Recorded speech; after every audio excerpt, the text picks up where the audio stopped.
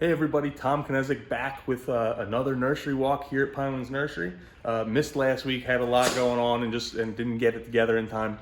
But it's cold and windy and rainy out at the nursery today, so a lot of our crew, the ones that had inside jobs, were working inside. We had to pull some orders, so they were outside. You can actually see the video of that over on our Instagram of some of the guys who are pulling stuff in the pouring down rain. But that makes it a little difficult to do an outside video, so I decided to come inside into our seed propagation chamber or room here, and it looks a little messy. I'm sure you can kind of see in the background.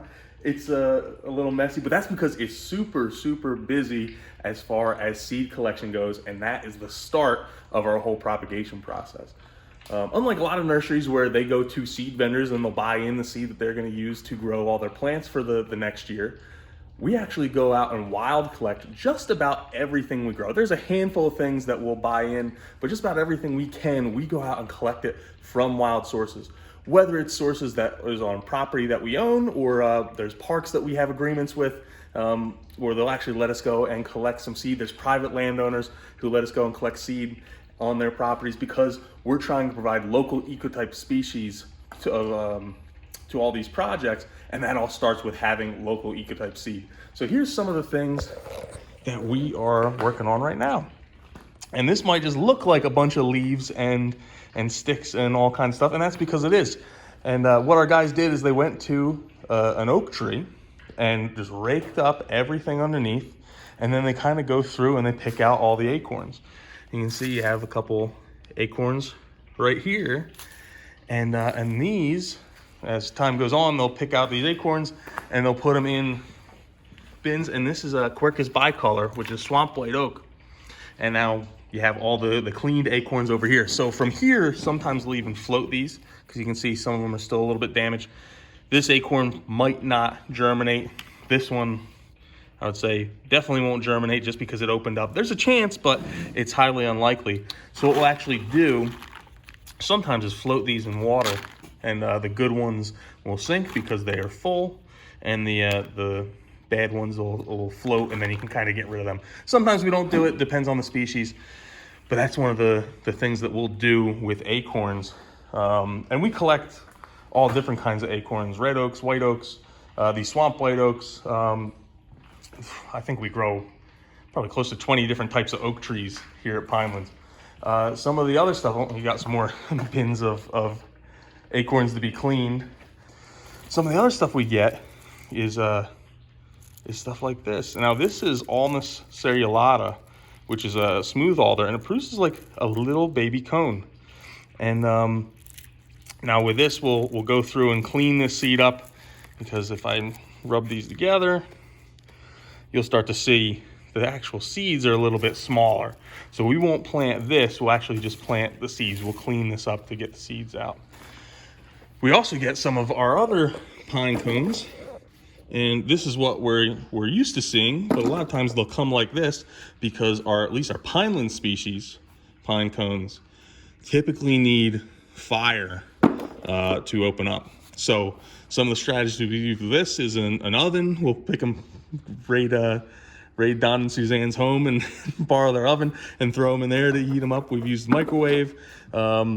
There's a lot of different ways to get up, but they will actually naturally open up once they hit a certain temperature, and they won't open up otherwise. Sometimes if they just get a little dry, they'll open up, but usually not. And the seed is actually going to be in between, and there might be one trying to come out there. Just another cool thing. Let's see, anything good in here? Ooh, this is an interesting one. Nice and fermenting, but this is Viburnum Prunifolium seed. This is one I was just talking with Glenn earlier. I found a really cool stand of these where the plants were giant. They were close to 20 feet tall. So this is another one where we'll actually use like a masticator and something to get the berry part off, because we don't want that. But if you give it a little squeeze, oh, I dropped that one. Give it a little squeeze, you'll be able to find the seed is a little bit right there. And it's just kind of circular and flat, but if you plant the whole berry, sometimes it doesn't work. What else do we have in here? So This is, a lot of people know what these look like. This is a Samara from a maple. This one is Acer Negundo. But yeah, these are really popular with kids. They like to open them up and put them on their noses. And that's actually box elder. What else do we got? Viburnum nudum seed here. Here's some Magnolia virginiana seed. Same thing, we gotta let it dry down, and then you'll be able to knock these right off of the pod. Nothing up top there. Ooh. A lot going on this time of year at the nursery. What's this? Oh, Cephalanthus. So this is buttonbush, which is an awesome wetland species. And you'll probably notice these kind of look similar to what the flower is going to look, the flower head, where it gets that round white flower with all the little white like sprigs off of it.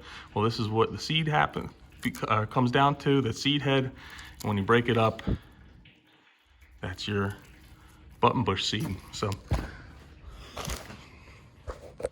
it's a rainy day, so I wanted to come inside and show you something that we do that, like I said, it's way different than so many other nurseries do.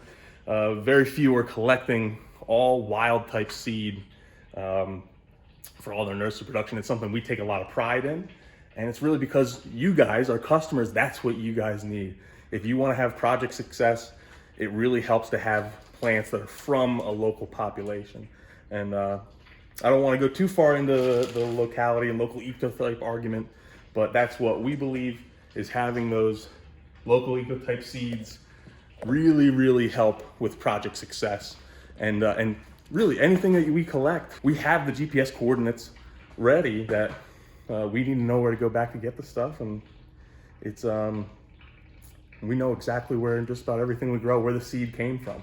If you like these videos and you want to see more of what we're doing at the nursery, hit subscribe, ring the bell, that'll give you notifications, and give our channel or this video a like, because I really enjoy making them.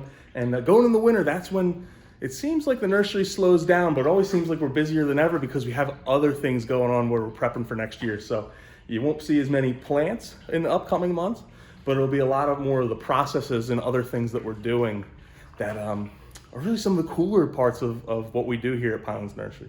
So thank you and see you next time.